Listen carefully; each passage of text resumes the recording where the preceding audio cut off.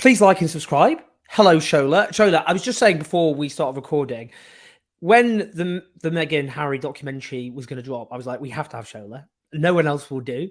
You are the best commentator in these ishes that the country I didn't has. know about that. There are actually a great number of people who are talking so much sense out there. God bless them. No, but I think not to besmirch them, but you're better than them. So, Shola, let's start. Nicholas Witchell said I'm not sure what the pretense of BBC impartiality where that's gone. Nicholas Witchell said, and in fact, I think we'll roll the clip. We'll intersperse it after I've spoken to you. Nicholas Witch said the allegations were absurd. What amounts really to a conspiracy between the palace and the press. And that, I think, is where credibility is really stretched beyond what is reasonable. Consider one of the things that Meghan said. No matter what I did, they were still going to find a way to destroy me. Well, the first point, who is the they that she's referring to? I think it is the palace, but most particularly it is to the press. But the idea that anyone was out to destroy her, frankly, I think is absurd and simply does not stand up to proper and reasonable scrutiny. But they, quite obviously, are convinced that they were victims. Well, the only absurd thing here is Nicholas Witchell. I mean, every time he opens his mouth, he epitomizes every single thing that Harry and Meghan say about the press. And quite frankly, about the relationship that royal correspondents have with the royal family and how they're an extension, like a PR extension of them. Look, I think that anybody watching that documentary, anybody with an open mind watching the documentary, will see a couple who are literally just sharing, opening up their world and saying, come on in. Look, this is how we met. This is what's going on. These are the decisions we had to make because of ABC. I love the way the documentary placed their relationship within the current context, societal context, cultural context, political context, or whether that was Brexit, the whole thing, dynamics with the Commonwealth, helping people to understand that whole dynamics between the royal family as an institution and its relationship with racism. Ooh, and and the structural racism, structural inequality. And that's why words around the Commonwealth and educating people on that was really powerful by, David Olusoga, Afa Hirsch, Kenya Andrews, and Mr. Harriman. It was really, really good that they did that. And also that, drawing that link to Brexit, i.e. the current discourse of the day when Prince Harry decides to go get married to a biracial woman was just around the time when we had reached peak, dynamic racism in our country, where people were taking off all their pretense and going, no, in the name of queen and country, we can't let all of these people come in from these countries. And they called it patriotism, which it wasn't. So I think it was really important to have that conversation. And all of these royal correspondents that want to deny because they want to defend the indefensible, again, all they're doing is validating what Harry and Meghan said. So in terms of this documentary, in terms of the treatment of Meghan Markle, there were still those in this country, let's be honest, in denial about her treatment, about the way the media and the royal family have treated her. So for you, based on this documentary, what is the killer stuff that's come out about the way her treatment was and is founded in racism? I think that what they've done here is it's almost like they're building blocks. They're preparing us for more, because I think that the next 3 episodes will expand on that race element and how that shaped Meghan's whole experience with the royal family, the lack of protection, the lack of defense, the lack of the ability to be able to even defend herself, and how that impacted her mental health. So I think we'll probably see that down the line. But it is so important, in having someone like her mother, Doria, speak for the first time. Yay, fantastic. And Doria said it was race. And then she told Meghan, look, this is all about race. And Meghan, because of her experience, or should I say lack thereof, of racism that darker skinned Black people experience, she's like, well, hold up a second. Why? I mean, I think Meghan herself is probably thinking, and naively, that, we're in the 21st century. She's an independent, educated, articulate, young woman, like many other women from different races. And, we're all meant to be in a progressive society. How can this institution, how can this country be regressive?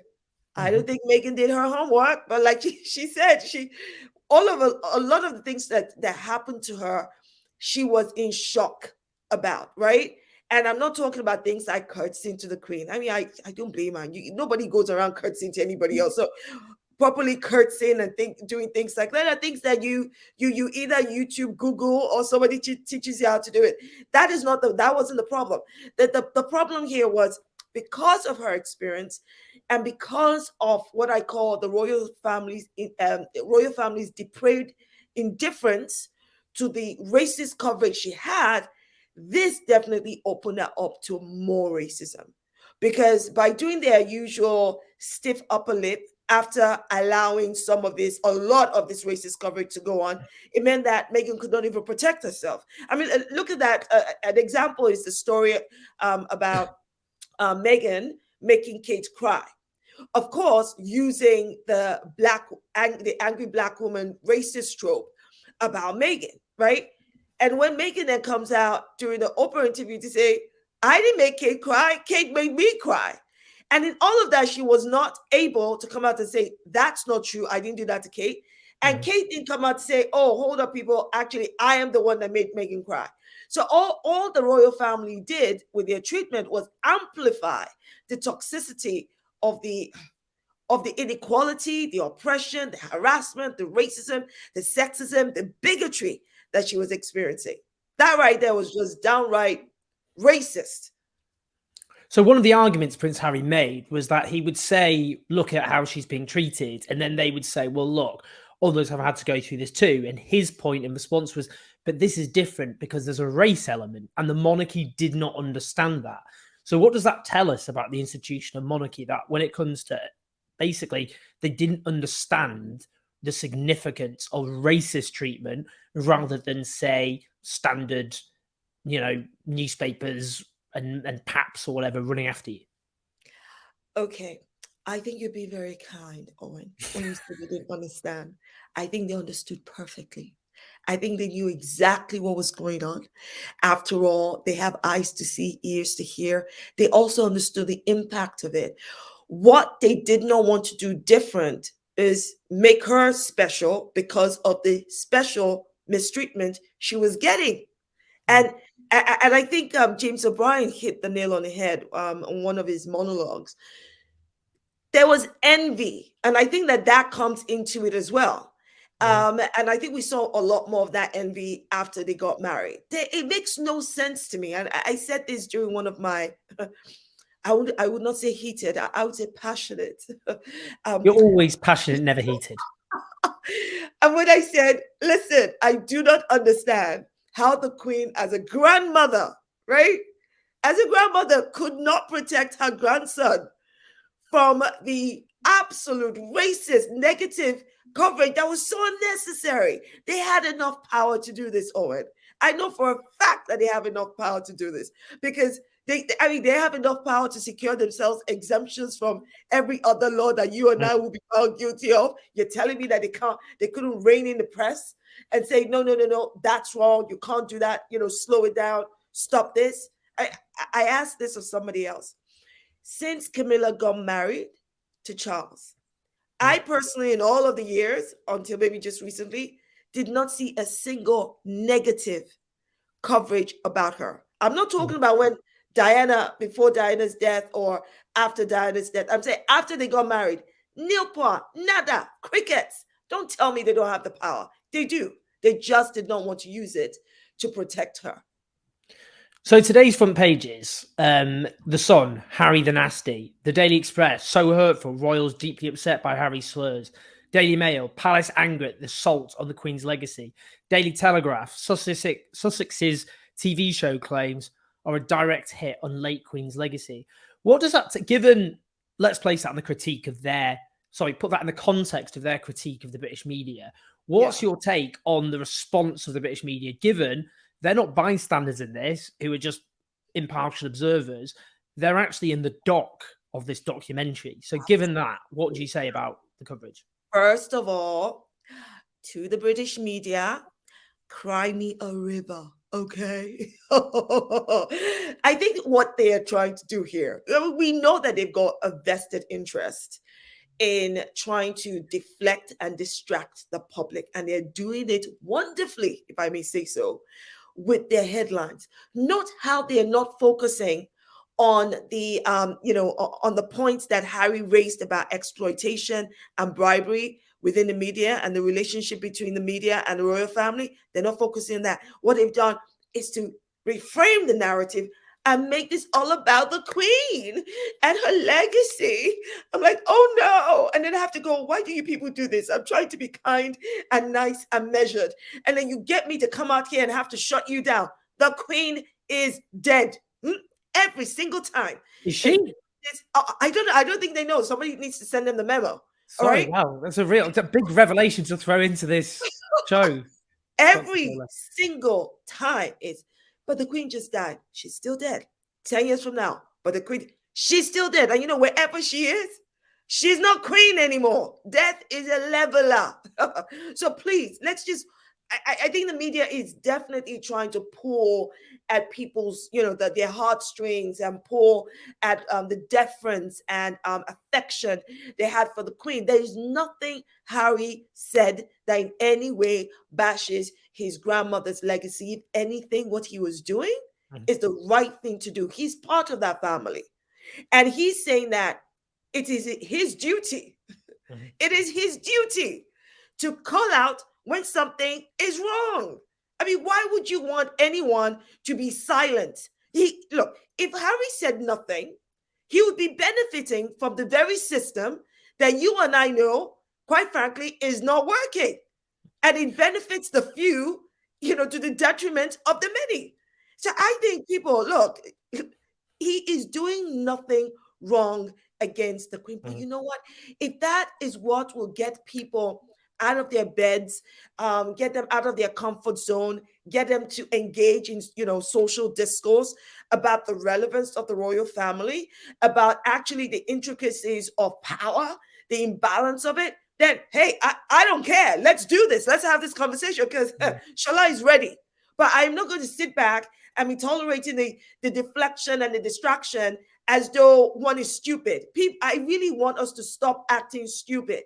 This is why it was so good when they did that connection between the, how Brexit and the environment of Brexit created that extra layer of toxicity for a biracial woman entering into an all-white family that has a very special, close relationship with racist structures. Just finally, basically just jumping off from that, really. What impact do you think this is going to have long-term on the future of the monarchy? Bearing in mind that if you look at polling amongst younger people and people of colour, and actually there's an overlap there because increasingly young people are more diverse than previous generations, they're more likely to be less sympathetic to the monarchy as an institution and more sympathetic to Meghan and Harry. So I'm just interested there. But linked to that, I was interested. I saw another journalist ask this. Do you think Prince Harry's become a Republican? Like, do you actually think he thinks the monarchy? I don't know what you think. I mean, like, we're just, looking into people's souls here. Yeah, I don't think Harry is a Republican. I don't think so. I don't think there's anything he said that remotely suggests that. I think that he's using his own personal experience to call out inconsistencies. And I think because he's married to a biracial woman, he's being forced out of his bubble of privilege, his bubble of white privilege, his bubble of class privilege, his bubble of wealth privilege, his bubble of royal privilege, his bubble of male privilege. Oh my God. He was so wrapped up. Nothing could touch this boy, right? Until stuff started to happen to somebody he loved. And for the first time in his entire life, aside from what he saw with his mother, he was able to connect all of the dots and realize, oh my God, I'm part of something that is part of the problem, but maybe I can be part of the solution. Now, what long-standing impact could this have for the royal family? I think that I think the impact will be more on reputation, because the less the royal family engages with current social discourse on racial justice, social justice, on equality, on all of its levels, then the less relevant it will be. And I think that is what it needs to avoid, because honestly, the only good thing the royal family has been good at is survival. And I think in the 21st century, if they need to survive, it cannot be what the Queen did for 70 years. Nobody's going to tolerate that. Nobody needs anybody who is quiet, doing their own thing, shaking hands, sitting on a throne. You're irrelevant. You don't add anything to the table. So they're going to have to do something drastic to be. When I say drastic, I don't mean bad. I mean drastic in sense of radical, something that they've never done before in their hundreds of years of existence as an institution, that makes them more relatable and resonates with with society. That will make it possible for people to look at them the way they look at Harry and Meghan. Harry and Meghan are relatable. The way they looked at Princess Diana. Diana was relatable. I'm telling you, look, you could be seated in Brazil watching Diana in New York, and you could feel the warmth exuding from the woman. Not once did I ever feel that coming from the Queen, as an example. And right now, a lot of people look at William and Kate and they just see performance. They see performative courtship. I'm not talking about between them, i.e. the way they court the public. They see performative appearances. I mean, look at the Earthshot Prize, right? Which I think the ethos of it is fantastic. Let's celebrate those who are making a real difference, innovative difference to our climate and our environment. But it made no sense to me that the very people you're meant to be celebrating, the very people you ought to be raising high, were not invited. They were not present at the ceremony in Boston. But you could fly in, or all of these celebrities and high profiles could come in, when the most important people could not be present. That makes no sense to me. And then using things like, oh, to reduce carbon footprint. Well, why didn't you tell Beckham to sit his ass down in Qatar and participate from there via Zoom? It makes no sense. So that's why, right now the royal family continues to come across as performative, as though their heart isn't in it. And it feels to me like they're riding on Queen Elizabeth's, wings. But you know what? As I said, she's passed away. And right now, the wings are no longer there. What you have is like the fumes from her exhaust pipe. And those fumes are going to be disappearing soon. So they need to create a new kind of relationship with the public. And it has to be one that makes them relatable. But people, nothing can reform racism. You have to cut it out. Nothing can reform white supremacy. You need to eradicate it. Nothing can, reform the very things that make the British monarchy what it is, the way it's wealthy, powerful. The very things that make them all of that are the things that we stand against. So I don't know. They're going to have to think outside the box on this one.